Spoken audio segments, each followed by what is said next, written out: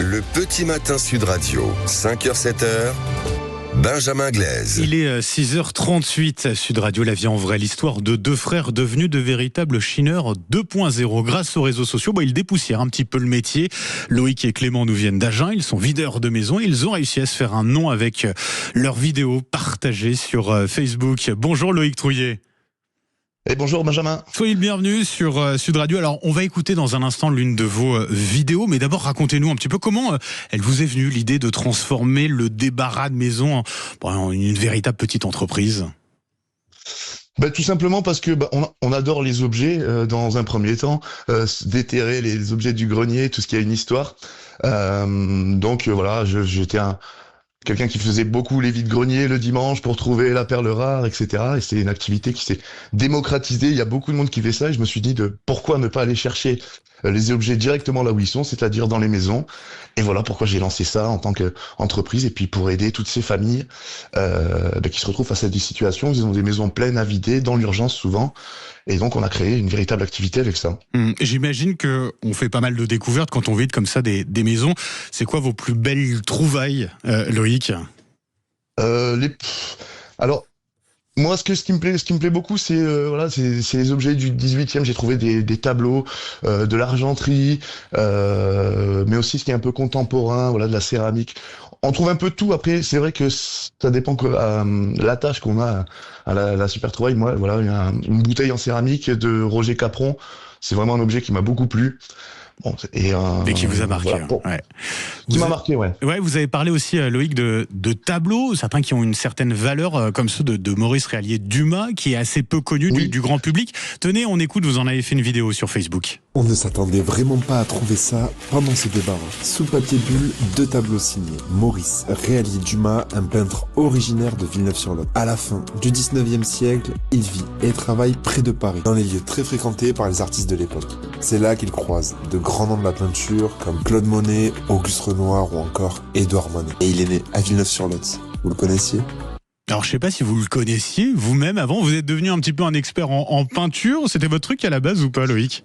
Non, pas du tout. Bien au contraire, j'étais loin de tout ça et j'ai découvert à travers mon activité, pas une passion, mais un intérêt particulier parce que c'est vraiment quelque chose de très intéressant. Et là, en l'occurrence, ce peintre, on avait déjà découvert des tableaux. On avait vu que c'était en lien avec le musée de Gajac à Villeneuve-sur-Lot. Et c'était la deuxième fois qu'on tombait dessus. Donc là, on savait à quoi on avait affaire et c'est ça qui est intéressant, c'est qu'on arrive à retrouver et à se passionner pour des choses où on n'aurait pas eu d'intérêt un an en arrière, quoi. Et qui traduisent toute une culture française, locale, territoriale. J'imagine c'est pas toujours évident tout de même de faire le tri entre tous ces objets que vous récupérez dans ces débarras. Comment vous faites pour repérer ce qui a une certaine valeur ? Est-ce que vous avez un professionnel qui vous aide là-dedans ? Alors non, oui et non, j'ai envie de vous dire. On a notre papa qui est derrière nous, qui est passionné de tout ça, qui aujourd'hui est à la retraite et qui a un réel intérêt, qui s'est passionné par la brocante. Il n'en a pas fait son métier, mais qui est un peu notre œil et puis notre encyclopédie de tout ça. Et donc souvent, par expérience, après c'est vrai que avec la pratique, on arrive un peu à identifier beaucoup plus facilement, en tout cas, qu'à nos débuts, que la première semaine où on s'est lancé, ça c'est clair. Et vous les revendez où, tous ces objets que vous récupérez ? Vous avez pas de boutique, je crois. Alors, on a un local de stockage qui est à Villeneuve-sur-Lot où on stocke. Malheureusement, non, on est encore trop petit pour avoir une boutique et puis on a trop de boulot. Mais on espère que le développer, ça, dans ce sens. On espère aussi avoir un local un peu plus grand. Oui. Donc, parce que c'est vrai que ça qu'il est bien rempli déjà. Ouais, beaucoup. Difficile de trouver encore de la place. Comment ça fonctionne ? Alors, vous faites un devis au client et comment vous le calculez, ce devis ? Ça coûte combien en général faire appel à vous ? Je dirais en moyenne, si on lisse sur l'année, ça représente à peu près 1 500 € pour une maison de 120 mètres carrés. Mais il y en a énormément qu'on a fait gratuitement aussi, parce qu'en fait, on va estimer donc le volume, la nature de ce qu'on va récupérer. Est-ce qu'il y a des déchets, les filières de déchets, traiter du bois, ça va pas être la même chose que traiter des denrées alimentaires, par exemple. Oui. Et de là, donc, on va y déduire ensuite les éléments revalorisables. On va admettre que il y a 1 000 euros pour vider la maison, mais il y a un tableau qu'on estime à 500-600 euros. Pour le client, il y aura une intervention à 400 euros. Voilà, pour exemple. Après, il y a vraiment pas de règle puisque ça dépend du contenu et des objets. Et ça, on l'identifie lors d'une visite sur place. S'il y a des objets qui ont un peu plus de valeur, que vous allez revendre par exemple aux enchères, il y a quoi? Vos clients, ils en profitent un petit peu à ce moment-là? Ouais. Non, parce que, non. Oui, ils en profitent sur la prestation, si vous voulez. Ils vont avoir une prestation qui va être quasiment gratuite. Parce que bon, on va prendre le beau tableau, mais il y a toute la maison à vider derrière où il y a 30 ou 40 ans de vie. Ouais. Et tout ça, c'est vrai que nous, on essaye de faire une formule complète, clé en main, justement pour que les gens, ils soient, voilà, souvent, on nous appelle, c'est quand il y a un proche qui est décédé, qui a une maison qui est pleine. Les gens sont à Bordeaux, à Toulouse, ils ont fait leur vie.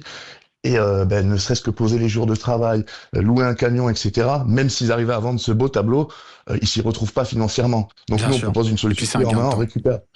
Exactement, l'énergie et tout ce qui va avec. Ouais. Je pense qu'en ce moment, tout le monde en a besoin. Oui, moment très émouvant, j'imagine. Vous avez des objets très personnels sur lesquels vous tombez, qui racontent tout autant d'histoires de vie. Et puis, la grande histoire également, parce que alors, vous avez notamment débarrassé l'ancien atelier d'un peintre qui était proche de Picasso, c'est ça ? Oui, on a fait l'atelier de Manolo Ruiz Pipo, qui est un peintre, voilà, qui a été une fréquentation et qui a connu Picasso. Et voilà, on a trouvé. Alors, on n'a pas récupéré les toiles parce que la famille les a conservées, etc. Par contre, elle était dépassée et avait besoin d'aide pour. Alors là, c'était dans le cadre d'un déménagement, vous voyez. D'accord, oui. Donc, aussi, besoin d'aide, etc. Et puis c'était trop colossal, c'était pareil, des années de vie. Et c'est vrai qu'on est tombé, voilà. Alors pas souci de discrétion, mais c'était autour d'Agen et ouais, on a mis les mains dans quelque chose qui a une histoire, moi ça m'a passionné vraiment. J'ai même acheté des toiles aux enchères de ce peintre. Pour dire. Voilà. Les petites et grandes histoires, c'est vrai que c'est toujours très émouvant. Loïc Trouillet, merci d'avoir été avec nous ce matin sur Sud Radio. C'est un plaisir. De maison, donc avec votre frère Clément. Tenez, je donne la page Facebook, on peut retrouver vos vidéos. C'est SO débarras Sud-Ouest débarras. Voilà pour ceux qui veulent y jeter un œil. Merci Loïc, passez une très belle journée. Avec grand plaisir, également, bonne journée. Merci.